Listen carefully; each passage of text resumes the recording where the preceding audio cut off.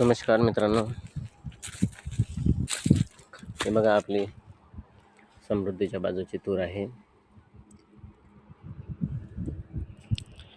तूर सोंगणी सुरू आहे, मजूर आहे.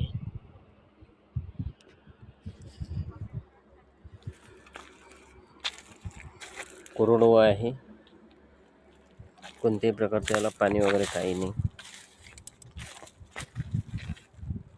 बघा, आपण रोटर मारला होता आणि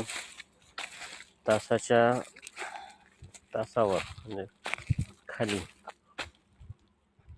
आपण ग्लायसिल मारला होता. कोणत्याही प्रकारचा टॉन नाही.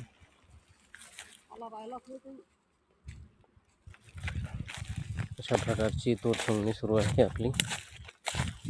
बघा, चांगल्या प्रकारची तूर आहे, लाल भडक तूर आहे.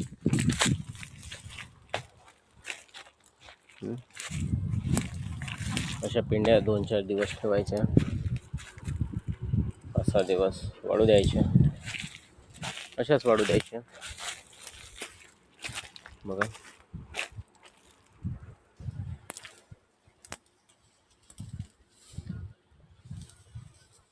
संपूर्ण वावरात. आणि खाली पडलेल्या डांगीचे आपण शेंगा होत्या त्या सोडून काढल्या आणि त्याच्या बघा अशा प्रकारचे दाणे होते त्याचे. मस्त लाल भडक, कोणत्याही प्रकारचं कीडक नाही, काही नाही. त्यामध्ये पण बघा कोणत्याही प्रकारची कीडक वगैरे काही नाही. बघा, चांगल्या प्रकारे तूर आहे आपली. फक्त 1.25 एकर क्षेत्र आहे हे. 1.25 एकराच्या क्षेत्रात बघू आपण आपल्याला किती होते.